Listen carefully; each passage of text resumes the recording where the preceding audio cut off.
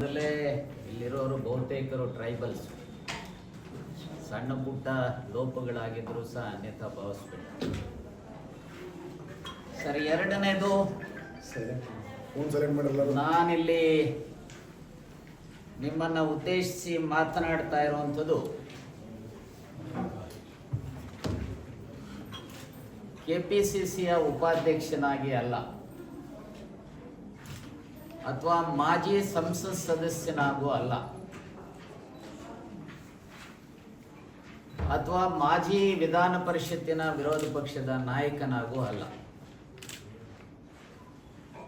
ನಾನು ವಾಲ್ಮೀಕಿ ಸಮಾಜದ ಒಬ್ಬ ಮಗನಾಗಿ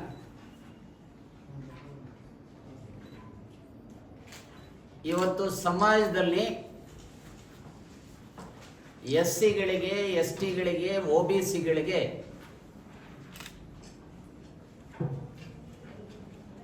ರಾಜ್ಯ ಮತ್ತು ರಾಷ್ಟ್ರದಲ್ಲಿ ಆಗ್ತಾ ಇರತಕ್ಕಂಥ ಅನ್ಯಾಯದ ವಿರುದ್ಧ ನಾವೆಲ್ಲರೂ ಸಹ ಧ್ವನಿ ಎತ್ತಕ್ಕಂಥದಕ್ಕೆ ಪಕ್ಷಾತೀತವಾಗಿ, ಜಾತ್ಯತೀತವಾಗಿ ಈ ಒಂದು ಅಭಿಯಾನವನ್ನ ರಾಜ್ಯದಲ್ಲಿ ಮಾಡ್ತಾ ಇದ್ದಾವೆ. ಕಳೆದ 2.5 ತಿಂಗಳಲ್ಲಿ ಸುಮಾರು 25 ಜಿಲ್ಲೆಗಳನ್ನು ಪ್ರವಾಸ ಮಾಡಿದ್ದೇನೆ. ಬೆಂಗಳೂರು ಗ್ರಾಮಾಂತರ, ಕೋಲಾರ, ಚಿಕ್ಕಬಳ್ಳಾಪುರ, ಮಂಡ್ಯ, ಮೈಸೂರು, ಚಾಮರಾಜನಗರ, ಹಾಸನ, ಶಿವಮೊಗ್ಗ, ಚಿಕ್ಕಮಗಳೂರು, ತುಮಕೂರು, ಚಿತ್ರದುರ್ಗ, ದಾವಣಗೆರೆ, ಹರಿಹರ, ಧಾರವಾಡ, ಬೆಳಗಾಂ, ಬಿಜಾಪುರ, ಗುಲ್ಬರ್ಗ, ಯಾದಗಿರಿ, ರಾಯಚೂರು, ಬಳ್ಳಾರಿ, ಕೊಪ್ಪಳ, ವಿಜಯನಗರ, ಹೀಗೆ. ಸೊ ಆ ಅಭಿಯಾನದ ಒಂದು ಅಂಗವಾಗಿ ನಿಮ್ಮ ಜಿಲ್ಲೆಗೂ ಸಹ ಇವತ್ತು ಬಂದಿದೆ.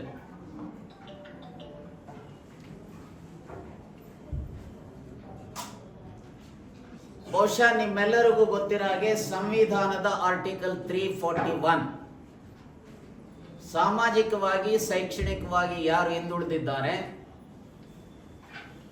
ಅವರಿಗೆ ಅನ್ಟಚಬಿಲಿಟಿ ಇದ್ರೆ ಅವರು ಎಸ್ಸಿ ಆಗ್ತಾರೆ.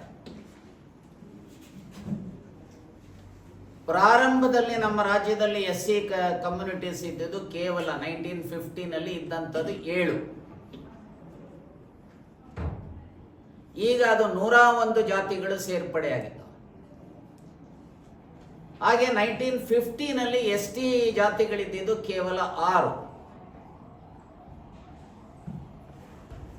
ಈಗ ಅದು ಇವತ್ತು 51 ಜಾತಿಗಳಾಗಿದ್ದಾವೆ.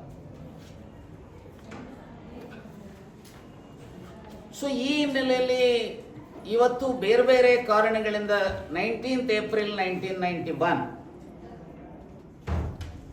ಯಾವಾಗ ನಾವು ವಾಲ್ಮೀಕಿ ಸಮಾಜದ ಪರ್ಯಾಯ ಪದಗಳನ್ನು ಎಸ್ಟಿಗೆ 19th ಏಪ್ರಿಲ್ 1991 ಸೇರಿಸಾದ ಮೇಲೆ ಯಾವ ಪಾಪ್ಯುಲೇಷನ್ ಎಸ್ಟಿದು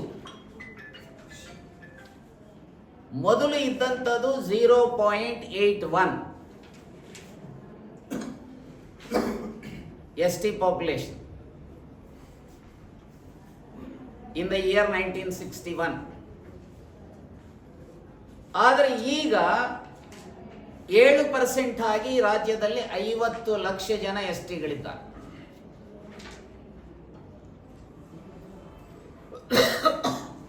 ಹಾಗೆ ಎಸ್ಸಿಗಳು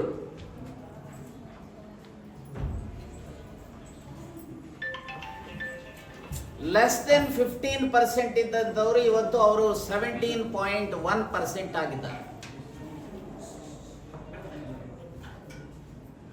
ಆ ಎಸ್ಸಿ ಪಾಪ್ಯುಲೇಷನ್ ಇವತ್ತು ರಾಜ್ಯದಲ್ಲಿ ಸುಮಾರು 1,25,00,000 ಜನ.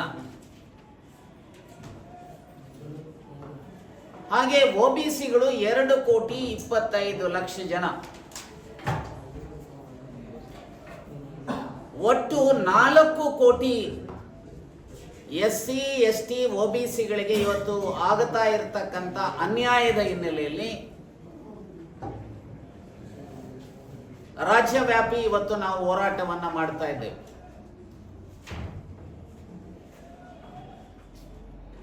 ನೋಡಿ, ಸಂವಿಧಾನದಲ್ಲಿ ಸ್ಪಷ್ಟವಾಗಿ ಹೇಳಿದ್ದಾರೆ, ಎಸ್ಸಿಗಳಿಗೆ ಎಸ್ಟಿಗಳಿಗೆ ಜನಸಂಖ್ಯೆಗೆ ಅನುಗುಣವಾಗಿ ಮೀಸಲಾತಿಯನ್ನ ಕೊಡಬೇಕು.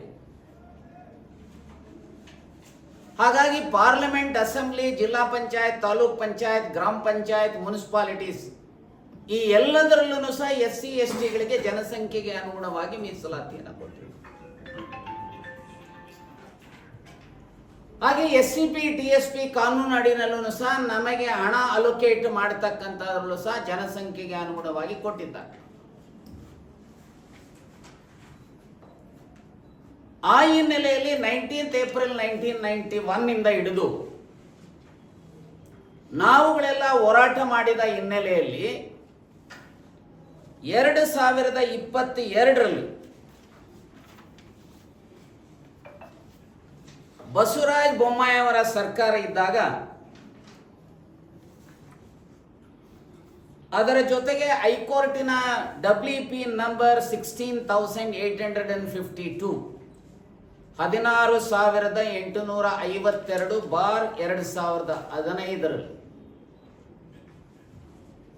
ನಮ್ಮ ಉಚ್ಚ ನ್ಯಾಯಾಲಯ high court of Karnataka, the High Court of Karnataka in WP number 16,852/2015 directed the state government to consider the representations filed by the Nayaka Students Welfare Federation for increase of reservation to the scheduled caste and scheduled tribes. ಇದರ ಆಧಾರದ ಮೇಲೆ ಸಮ್ಮಿಶ್ರ ಸರ್ಕಾರ, ಕಾಂಗ್ರೆಸ್ಸು ಮತ್ತು ಜನತಾದಳದ ಸಮ್ಮಿಶ್ರ ಸರ್ಕಾರ ಇದ್ದಾಗ ನಾಗಮೋಹನ್ ದಾಸ್ ಅವರ ಕಮಿಷನ್ ಅನ್ನು ನೇಮಕ ಮಾಡಲಾಯಿತು. ನಾಗಮೋಹನ್ ದಾಸ್ ಕಮಿಷನ್ ವರದಿ ಕೊಟ್ಟಾದ ಮೇಲೆ ಸರ್ಕಾರ ಬದಲಾವಣೆ ಆಯಿತು. ಬಸವರಾಜ ಬೊಮ್ಮಾಯಿ ಅವರು ಮುಖ್ಯಮಂತ್ರಿಗಳಾದರು, ಬಿಜೆಪಿ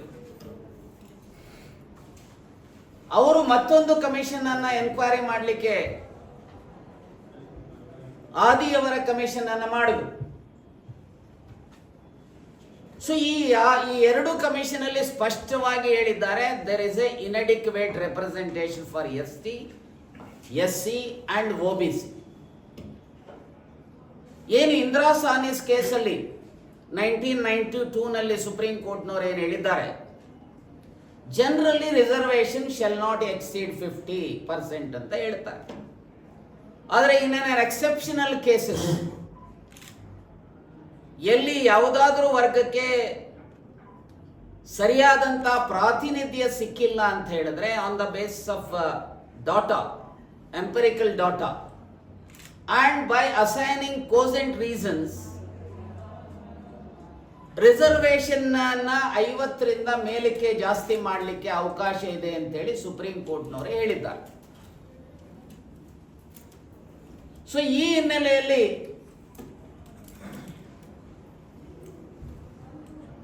ತಮಿಳುನಾಡಿನ ಪಕ್ಕದ ತಮಿಳುನಾಡಿನ ರಾಜ್ಯದಲ್ಲಿ ಮೀಸಲಾತಿಯನ್ನ 50ರ ಬದಲು 69% ಮಾಡಿದ್ದಾರೆ. 69% ಮೀಸಲಾತಿಯ ಆದೇಶ ಏನಿದೆ, ಕಾನೂನು ಏನಿದೆ, ಕಾಯ್ದೆ ಏನಿದೆ, ಅದನ್ನ ಸಂವಿಧಾನದ 9 ಶೆಡ್ಯೂಲ್ಗೆ ಸೇರಿಸಿದ್ದಾರೆ. ಬರೇ ಅದೊಂದೇ ಕಾನೂನಲ್ಲ, ಸುಮಾರು 350ಕ್ಕೂ ಹೆಚ್ಚು ಈ ರೀತಿ ಅನೇಕ ಜನಪರ ಕಾನೂನುಗಳನ್ನ 9 ಶೆಡ್ಯೂಲ್ಗೆ ಸೇರಿಸಿರ್ತಕ್ಕಂಥದ್ದು ನಾವು ಕಾಣಲಿಕ್ಕೆ ಸಾಧ್ಯತೆ ಇದೆ. ಸೊ ಹಾಗಾಗಿ ಈ ಹಿನ್ನೆಲೆಯಲ್ಲಿ ಬಸವರಾಜ ಬೊಮ್ಮಾಯಿ ಅವರ ಸರ್ಕಾರ ಈ ಕಾನೂನನ್ನ the Karnataka schedule caste, scheduled tribes reservation of seats in educational institutions and of appointments or posts in the state services under the State Act 2022 ಇದನ್ನ ಮಾಡಾದ ಮೇಲೆ ನಾವು ಎಲ್ಲರೂ ಸಹ ಒತ್ತಾಯ ಮಾಡಿದ್ವಿ, ಇದು ಊರ್ಜಿತ ಆಗಬೇಕು ಅನ್ನೋ ಹಾಗಿದ್ರೆ ಈ ಕಾನೂನು ಸಂವಿಧಾನದ 9 ಶೆಡ್ಯೂಲ್ಗೆ ಈ ಕಾನೂನನ್ನು ಸೇರಿಸಬೇಕು ಅಂತೇಳಿ ನಾವುಗಳೆಲ್ಲ, ಮೋರ್ ಪರ್ಟಿಕ್ಯುಲರ್ಲಿ ನಾನು ಒತ್ತಾಯ ಮಾಡಿದಂಥ ಹಿನ್ನೆಲೆಯಲ್ಲಿ ಬಸವರಾಜ ಬೊಮ್ಮಾಯಿ ಅವರ ನೇತೃತ್ವದ ಸರ್ಕಾರ on 23rd March 2023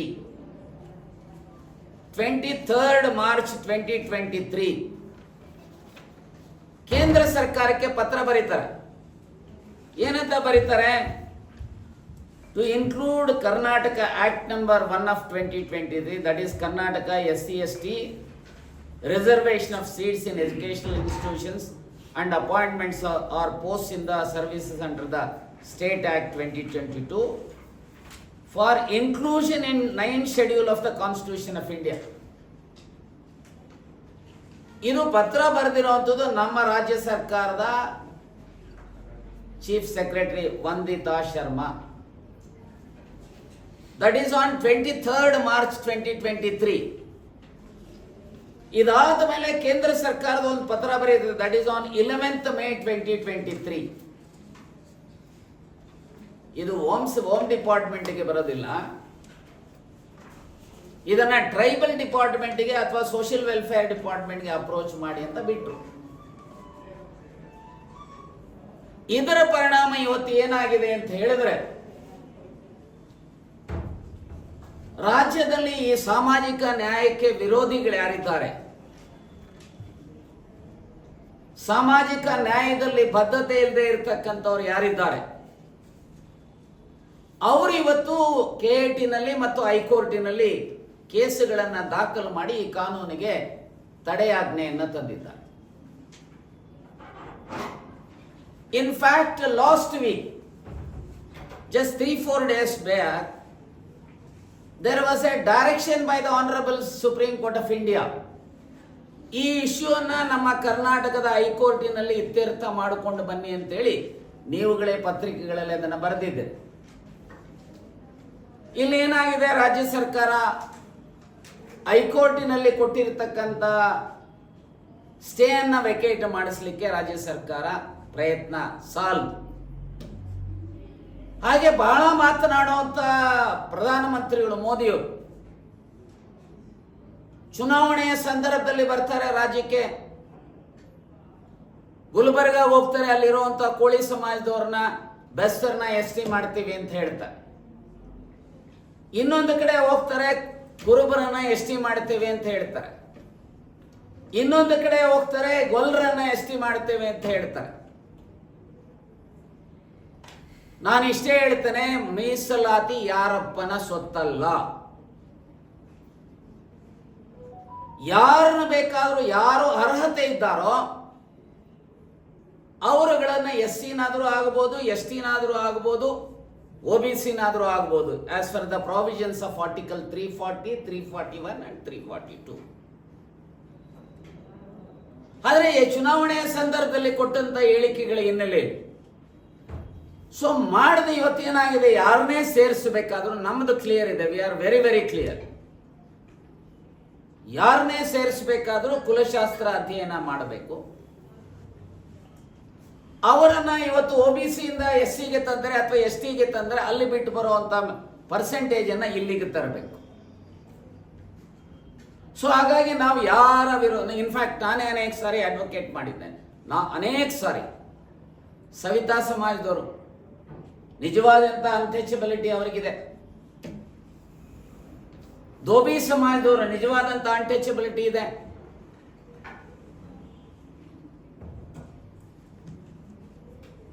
ಕಾಡಗೊಲ್ಲ, ಕರಡಿಗೊಲ್ಲ ಅನ್ನುವಂಥವರಿಗೆ tribal characteristics ಇದೆ. ಅರೆ ಆಲ್ರೆಡಿ 78 ವರ್ಷಗಳ ಸ್ವಾತಂತ್ರ್ಯ ಭಾರತದಲ್ಲೂ ಅರ್ಜಿ ಹಿಡ್ಕೊಂಡು ನಮ್ಮನ್ನು SC ಮಾಡಿ, ನಮ್ಮನ್ನು ST ಮಾಡಿ. ನೋಡಿ, ಇವತ್ತು ಒಂದು ಕಾಲ ಆಯ್ತು 18% ಅಂತ ಹೇಳಿ ಮುಗಿಸುವಂಥದ್ದು.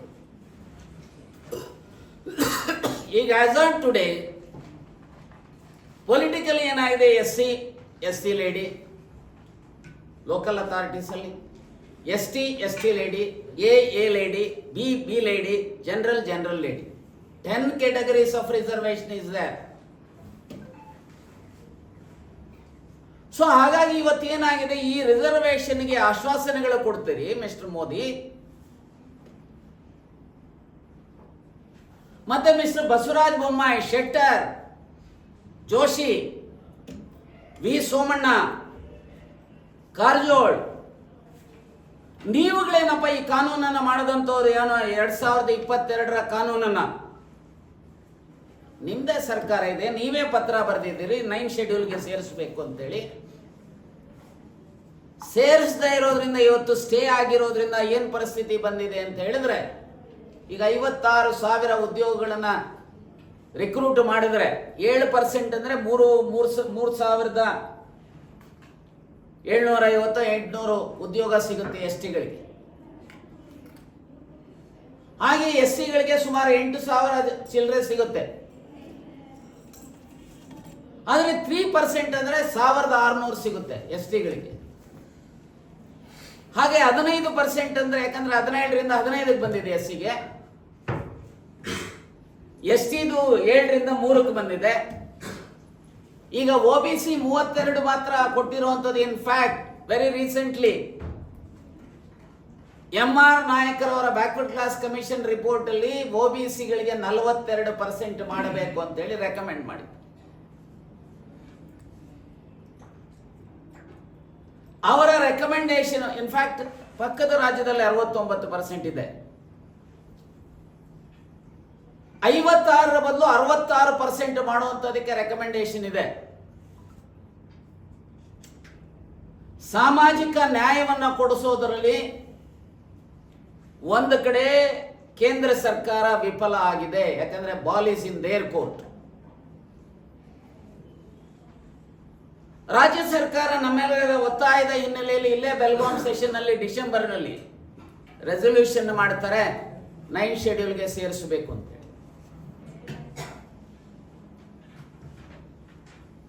ಹಾಗಾಗಿ ನಾನು ಇಷ್ಟೇ ಹೇಳ್ತೇನೆ, ನಮ್ಮ ಬದುಕಿನ ಜೊತೆಯಲ್ಲಿ ಚೆಲ್ಲಾಟ ಆಡಬೇಡಿ. ರಾಜ್ಯ ಸರ್ಕಾರ ಆಗಲಿ ಕೇಂದ್ರ ಸರ್ಕಾರ ಆಗಲಿ, ಈ ಮೀಸಲಾತಿ ಅಂಬೇಡ್ಕರ್ ಅವರು ಕೊಟ್ಟಿರುವಂಥದ್ದು ಭಿಕ್ಷೆ ಅಲ್ಲ, ಇದು ಹಕ್ಕು. ನಾವು ಸಮಾಜದ ಮುಖ್ಯವಾಹಿನಿಗೆ ಬರಬೇಕು ಅನ್ನೋ ಆಗಿದ್ರೆ ಈ 56% ಮೀಸಲಾತಿ ಊರ್ಜಿತ ಆಗುವಂತ ರೀತಿಯಲ್ಲಿ ಕೇಂದ್ರ ಸರ್ಕಾರನು ಕ್ರಮ ಜರುಗಿಸಬೇಕು, ರಾಜ್ಯ ಸರ್ಕಾರನು ಕ್ರಮ ಜರುಗಿಸಬೇಕು. ರಾಜ್ಯ ಸರ್ಕಾರ ಕೂಡಲೇ, ನಾನು ಈಗಾಗಲೇ ಹೊಸ ಮುಖ್ಯಮಂತ್ರಿಗಳ ಸನ್ಮಾನ್ಯ DK ಶಿವಕುಮಾರ್ ಅವರಿಗೆ, ಮೊದಲು ಸಿದ್ದರಾಮಯ್ಯನವರಿಗೆ ಡೆಲಿಗೇಷನ್ ತಗೊಂಡೋಗಿ ಎಕ್ಸ್ಪ್ಲೈನ್ ಮಾಡಿದ್ವಿ. ಇವರಿಗೆ ಪತ್ರ ಬರೆದಿದ್ದೇನೆ. ಕಾನ್ಫಿಡೆನ್ಸ್ ಇದೆ ನನಗೆ ಅವ್ರ ಮೇಲೆ, ಸಾಮಾಜಿಕ ನ್ಯಾಯದಲ್ಲಿ ಬದ್ಧತೆ ಇರೋದು. ಶೀಘ್ರವಾಗಿ ಇದರ ಬಗ್ಗೆ ಗಮನ ಹರಿಸ್ತಾರೆ ಅನ್ನುವಂಥದ್ದನ್ನ ನಂಬಿಕೆ ಇಟ್ಕೊಂಡಿದ್ದೇನೆ. ಆದರೆ ನಾನು ಇಷ್ಟೇ ಹೇಳ್ತೇನೆ, ಇವತ್ತು ರಾಜ್ಯದಲ್ಲಿ ಇರುವಂಥವ್ರು ಎಲ್ಲರೂ ಸಹ 75 ಜನ MLCಗಳಿದ್ದೀರಿ, 224 ಜನ MLAಗಳಿದ್ದೀರಿ, 28 ಜನ ಲೋಕಸಭಾ ಸದಸ್ಯರಿದ್ದೀರಿ, ರಾಜ್ಯಸಭಾ ಸದಸ್ಯರು. ಏನಾಗಿದೆಯಪ್ಪ ನಿಮಗೆ? ನಮ್ಮನ್ನು ಓಟ್ ಹಾಕಿಸ್ಕೊಂಡಿದ್ದೀರಿ, ನಮ್ಮಿಂದ ನೀವು MLAಗಳು, MLCಗಳು, MP ಗಳಾಗಿದ್ದೀರಿ. ವಾಲ್ಮೀಕಿ ನಿಗಮದಲ್ಲಿ ಹಣ ತಿಂದ್ರೂ ಬಾಯ್ ಬಿಡಲ್ಲ, ನಮ್ಮ ಪರ್ಸೆಂಟೇಜು ಕಡಿಮೆ ಆದರೂ ಬಾಯ್ ಬಿಡಲ್ಲ.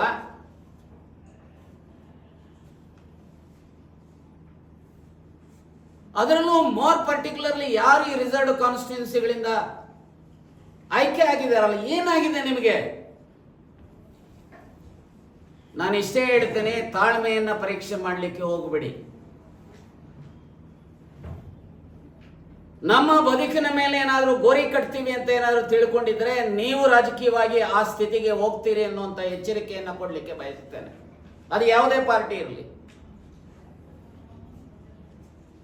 ಸೊ ಹಾಗಾಗಿ ರಾಜ್ಯ ಸರ್ಕಾರ ಕೂಡಲೇ ಒಂದು ಹೈಕೋರ್ಟ್ನಲ್ಲಿ ಮೊನ್ನೆ ಸುಪ್ರೀಂ ಕೋರ್ಟ್ ಡೈರೆಕ್ಷನ್ಸ್ ಆಧಾರದ ಹಿನ್ನೆಲೆಯಲ್ಲಿ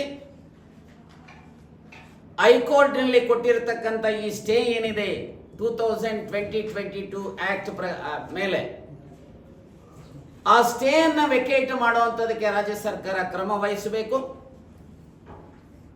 ಮತ್ತೆ ಆಲ್ ಪಾರ್ಟಿ ಡೆಲಿಗೇಷನ್ ಅನ್ನು ತೆಗೆದುಕೊಂಡು ಹೋಗಿ ಪ್ರಧಾನಮಂತ್ರಿಗಳ ಮೇಲೆ ಒತ್ತಡ ತಂದು, ಹೇಗೆ ತಮಿಳುನಾಡಿನ ಕಾನೂನನ್ನು 69% ಮೀಸಲಾತಿಯ ಕಾನೂನನ್ನು 9 ಶೆಡ್ಯೂಲ್ಗೆ ಸೇರಿಸಿದ್ದಾರೋ, ಹಾಗೆ ನಮ್ಮ ರಾಜ್ಯದ ಕಾನೂನು 56% ಮೀಸಲಾತಿಯ ಕಾನೂನನ್ನು 9 ಶೆಡ್ಯೂಲ್ಗೆ ಸೇರಿಸಬೇಕು.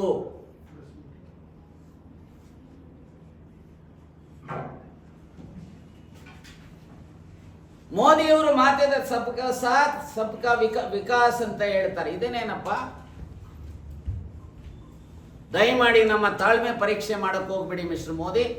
ಕೂಡಲೇ ಇದನ್ನ 9 ಶೆಡ್ಯೂಲ್ಗೆ ಸೇರಿಸಬೇಕು ಅನ್ನುವಂಥ ಆಗ್ರಹವನ್ನು ಈ ಸಂದರ್ಭದಲ್ಲಿ ಹೇಳಿಕೆ ಬಯಸ್ತೇನೆ. ಹಾಗೆ ರಾಜ್ಯದ MLAಗಳು MLCಗಳು MP ಗಳು ಸಹ ಈ ವಿಚಾರವಾಗಿ ನಮ್ಮ ಸಮಸ್ಯೆಗಳ ವಿಚಾರವಾಗಿ ಬಾಯಿ ಬಿಡುವಂತ ಕೆಲಸವನ್ನ ಮಾಡಬೇಕು ಅಂತೇಳಿ ಆಗ್ರಹ ಮಾಡಲಿಕ್ಕೆ ಬಯಸ್ತೇನೆ. ಇದೂ ಸಹ it is also A part of SC ST OBC. ಇದು ಈ ಭಾಗದಲ್ಲಿ ಒಂದು ಸಣ್ಣ ಸಮಾಜ, ಬೋವಿ ಸಮಾಜ, BHOVI ಬೋವಿ ಸಮಾಜ. 1950 ಯಾವಾಗ ಆದಾಗ SC ರಿಸರ್ವೇಶನ್ ಆರ್ಡರ್ ಇದ್ದಂತ SC ರಿಸರ್ವೇಶನ್ ಆರ್ಡರ್ ಇದ್ದಂತ 7 ಜಾತಿಗಳಲ್ಲಿ BHOVI ಬೋವಿ. ಆದರೆ ನಂತರ ಏನಾಯಿತು, ನಾನು ಇನ್ಫ್ಯಾಕ್ಟ್ ನಂದೇ ರಿಪೋರ್ಟ್ ಇದೆ, 1944ರಲ್ಲಿ ದಾವಣಗೆರೆಯಲ್ಲಿ ಕಲ್ಲೊಡ್ರು, ಮಣ್ಣೊಡ್ರು, ಇನ್ನಿತರ ಒಡ್ರುಗಳು ಸೇರಿ ಒಂದು ಕಾನ್ಫರೆನ್ಸ್ ಮಾಡ್ತಾರೆ. 12 ರೆಸೊಲ್ಯೂಷನ್ ಮಾಡ್ತಾರೆ. 11ನೇ ರೆಸೊಲ್ಯೂಷನ್ ಅಲ್ಲಿ ನಮ್ಮನ್ನ ಬೇರೆ ಬೇರೆ ಹೆಸರುಗಳಿಂದ ಕರೀತಾರೆ. ಇನ್ನು ಮುಂದೆ ನಮ್ಮನ್ನ ಬೋಯಿ, BOYEE ಬೋಯಿ ಅಂತ ಕರಿಬೇಕು ಅಂತೇಳಿ ಅದನ್ನ ಮೈಸೂರು ಮಹಾರಾಜರು ಕೊಟ್ಟಾಗ 1946ರಲ್ಲಿ ಮೈಸೂರು ಮಹಾರಾಜರು ಅದು ಗೆಜೆಟಿಯರ್ ಮಾಡ್ತಾರೆ. ಆ ಬೋಯಿ ಹೋಗಿ ಇತ್ತೀಚೆಗೆ ಬೋವಿ, ಅವರು ಸಹ ಬೋವಿ ಅಂತ, ಉಗ್ರ ನರಸಿಂಹಪ್ಪ ಅಂತ ನನ್ನ ಹೆಸರು ಉಗ್ರ ನರಸಿಂಹ ಸ್ವಾಮಿ ಅಂತ ಇಟ್ಟಿದ್ದು, ಮೇಷ್ಟ್ರು ಉಗ್ರಪ್ಪ ಅಂತ ಬರೋದು. ಬೆಂದಕಾಳೂರು ಇದನ್ನ ಬೆಂಗಳೂರು ಅಂತ ಆಯ್ತು.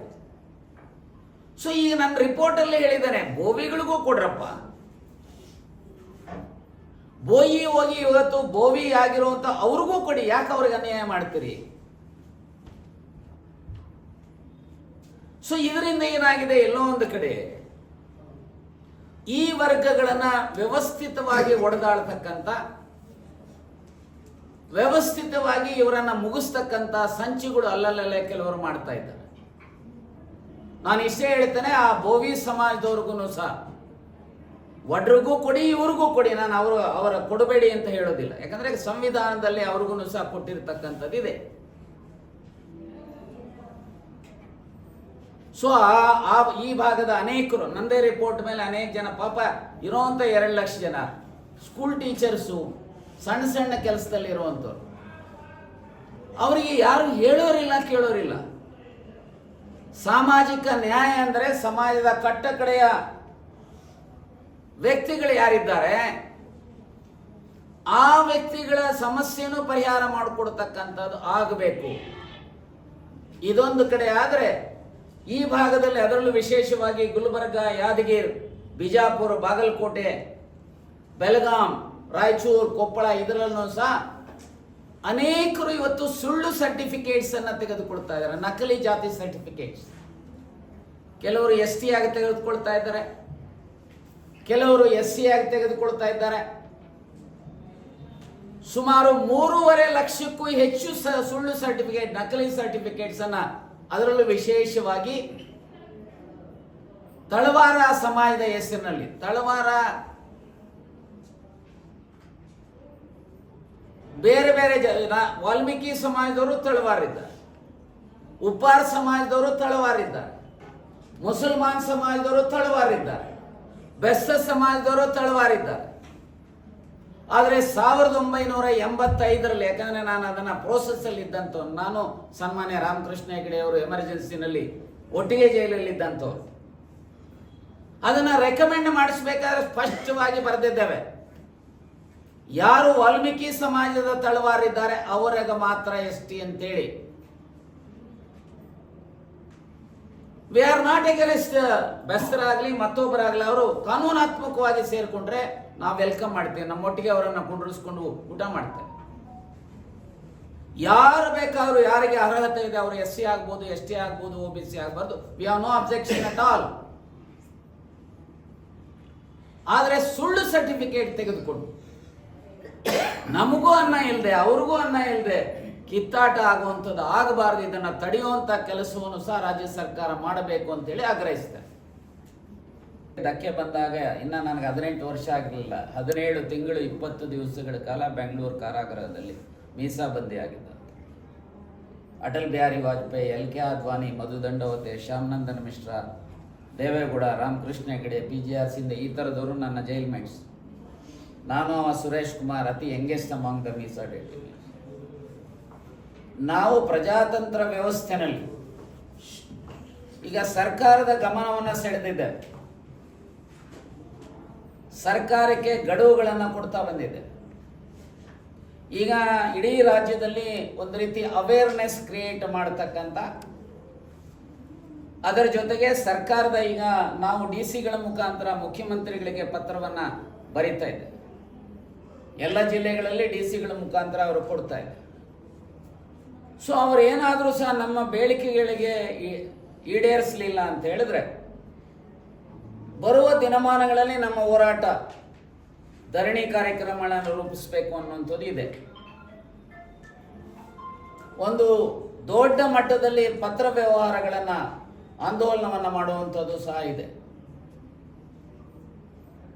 ಇನ್ನು ಕೆಲವರು ಸಜೆಷನ್ಸ್ ಬಂದಿದೆ, ಬೀದರಿಂದನೋ ಅಥವಾ ರಾಯಚೂರಿಂದನೋ ಬೆಂಗಳೂರು ಚಲೋ ರಥಯಾತ್ರೆ ಮಾಡಬೇಕು ಅಥವಾ 2 ವೀಲರ್ ಯಾತ್ರೆ ಮಾಡಬೇಕು ಅನ್ನೋಂಥದ್ದು ಇದೆ. ಸೊ ಹಾಗಾಗಿ ಈ ಕಾಲಘಟ್ಟದಲ್ಲಿ ನಾನು ಯಾವುದು ಅನ್ನೋದನ್ನು ಈ ತಕ್ಷಣಕ್ಕೆ, ಯಾಕಂದರೆ ಸರ್ಕಾರದ ಮೇಲೆ ನಂಬಿಕೆ ಇಟ್ಟಿರುವಂಥ, ನಾನು ವಿರೋಧ ಪಕ್ಷದ ನಾಯಕನಾಗಿ ಕೆಲಸ ಮಾಡಿದ್ದೇನೆ, ಸಂಸತ್ ಸದಸ್ಯನಾಗಿ ಕೆಲಸ ಮಾಡಿದ್ದೇನೆ. ಸೊ ಹಾಗಾಗಿ ಸರ್ಕಾರ ಮಾಡಲಿಲ್ಲ, ಅನಿವಾರ್ಯತೆ ಇದೆ ಅಂತ ಹೇಳಿದರೆ ಅಹಿಂಸಾತ್ಮಕವಾಗಿ ಪ್ರಜಾತಂತ್ರ ವ್ಯವಸ್ಥೆನಲ್ಲಿ ಯಾವ ರೀತಿ ಹೋರಾಟ ಮಾಡಬೇಕು ಆ ರೀತಿ ಹೋರಾಟ SCಗಳು STಗಳು OBCಗಳು ಸುಮಾರು 4 ಕೋಟಿಗೂ ಹೆಚ್ಚು ಜನ ಏನು ಕರ್ನಾಟಕದಲ್ಲಿದ್ದೇವೆ, ಈ ಹೋರಾಟವನ್ನು ಮಾಡಲಿಕ್ಕೆ ನಾವು ಸಜ್ಜಾಗ್ತೇವೆ ಅನ್ನುವಂಥ ಎಚ್ಚರಿಕೆಯನ್ನು ಕೇಂದ್ರಕ್ಕೆ ಮತ್ತು ರಾಜ್ಯ ಸರ್ಕಾರಕ್ಕೆ ಕೊಡಲಿಕ್ಕೆ ಬಯಸ್ತೇನೆ.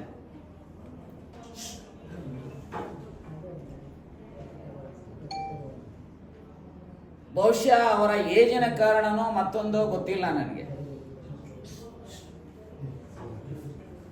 ಮನಸ ಇಚ್ಛೆ ರಾಮಾಯಣದ ಬಗ್ಗೆ, ವಾಲ್ಮೀಕಿ ಬಗ್ಗೆ ಉದ್ದಟತನದ ಮಾತುಗಳನ್ನು ಆಡ್ತಾ ಇದ್ದಾರೆ. ನೆನ್ನೆ ಎಲ್ಲ ಮೊನ್ನೆ ಹರಿಹರದಲ್ಲೂ ಸಹ ಈ ರೀತಿಯ ಹೇಳಿಕೆ ಕೊಟ್ಟಿದ್ದಾರೆ.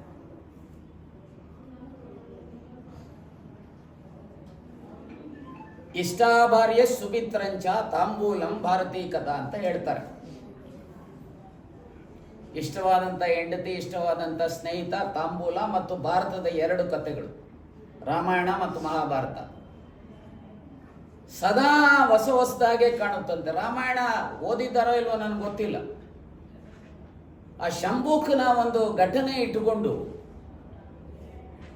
ಪದೇ ಪದೇ ರಾಮಾಯಣದ ಬಗ್ಗೆ, ಮಹರ್ಷಿ ವಾಲ್ಮೀಕಿಯ ಕೃತಿಯ ಬಗ್ಗೆ ಮನಸ ಇಚ್ಛೆ ಮಾತನಾಡ್ತಾ ಇರುವಂಥದ್ದು ಅವರಿಗೆ ಶೋಭೆ ತರ್ತಕ್ಕಂಥದ್ದಲ್ಲ. ಸುಮಾರು 390 ಭಾಷೆಗಳಲ್ಲಿ ರಾಮಾಯಣ ತರ್ಜಮೆ ಆಗಿದೆ.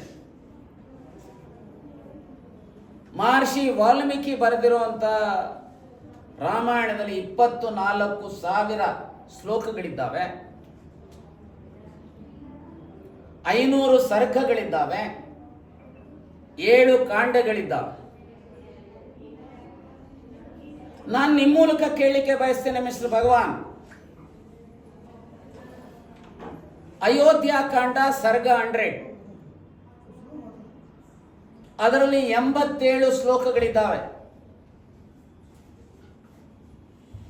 ರಾಮ ಮತ್ತು ಭರತನ ಮಧ್ಯೆ ನಡೆಯುವಂಥ ಸಂವಾದ, ರಾಜ ಅಂದ್ರೆ ಏನು, ಮಂತ್ರಿಮಂಡಲ ಅಂದ್ರೇನು, ಮಂತ್ರಿಗಳು ಎಂಥವರ ಆಗಿರಬೇಕು, ಅಪ್ರಾಮಾಣಿಕರು, ಅಯೋಗ್ಯರು, ಭ್ರಷ್ಟರು, ಜಾತಿವಾದಿಗಳು ಈ ಥರದವರ ಆಗಬಾರದು. ದೇಶಪ್ರೇಮ ಇರುವಂಥ, ಪ್ರಾಮಾಣಿಕತೆ ಇರುವಂಥ, ವಿಚಕ್ಷಣಾ ಪ್ರವೃತ್ತಿಯನ್ನು ಹೊಂದಿರತಕ್ಕಂಥ ವಿಚಾರವಂತರು 4 ಜನ ಮಂತ್ರಿಮಂಡಲದಲ್ಲಿದ್ದರೂ ಆ ದೇಶ ಉದ್ಧಾರ ಆಗುತ್ತೆ ಅಂತ ಬರೀತಾರೆ. ಇಲ್ಲಿ 100 ಇದ್ರೂ ಉದ್ಧಾರ ಆಗೋದಿಲ್ಲ. ಈ ಥರ ಜನ ಕೆಟ್ಟವರಿದ್ದರೆ ಆ ರೀತಿ ಒಳ್ಳೆಯವರು ಇರಬೇಕು ಅಂತ ಹೇಳ್ತಾರೆ.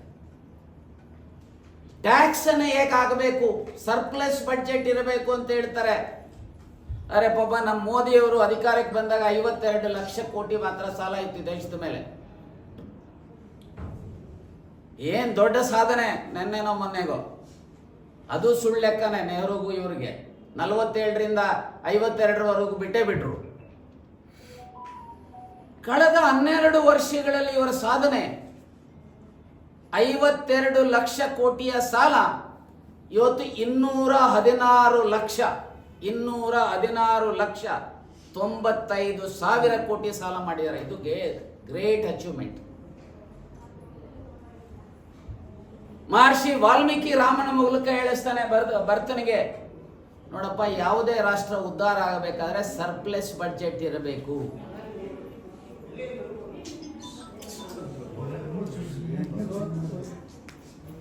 ಸರ್ಪ್ಲೆಸ್ ಬಡ್ಜೆಟ್ ಇರಬೇಕು. ಟ್ಯಾಕ್ಸ್ ಅನ್ನ ರೈತರ ಮೇಲೆ ಹಾಕಬಾರದು, ಅಗ್ರಿಕಲ್ಚರ್ ಮೇಲೆ ಹಾಕಬಾರದು. ಈ ರೀತಿ ಅನೇಕವನ್ನ ಹೇಳಿದ್ದಾರೆ. ಅಷ್ಟೇ ಅಲ್ಲ, ದಿನಗೂಲಿ ಅಂದ್ರೇನು, ವಾರದ ಕೂಲಿ ಅಂದ್ರೇನು, ತಿಂಗಳ ಸಂಬಳ ಅಂದ್ರೇನು, ಸಾಮಾಜಿಕ ನ್ಯಾಯ ಅಂದ್ರೇನು, ನ್ಯಾಯ ನೀತಿ ಅಂದ್ರೇನು, ರಾಜನೀತಿ ಅಂದ್ರೇನು, ಎಲ್ಲವನ್ನು ಹೇಳಿದ್ದಾರೆ. ಅದನ್ನ ಅರ್ಥ ಮಾಡಿಕೊಳ್ಳದೆ ಒಂದು ಪಬ್ಲಿಸಿಟಿಗೋಸ್ಕರ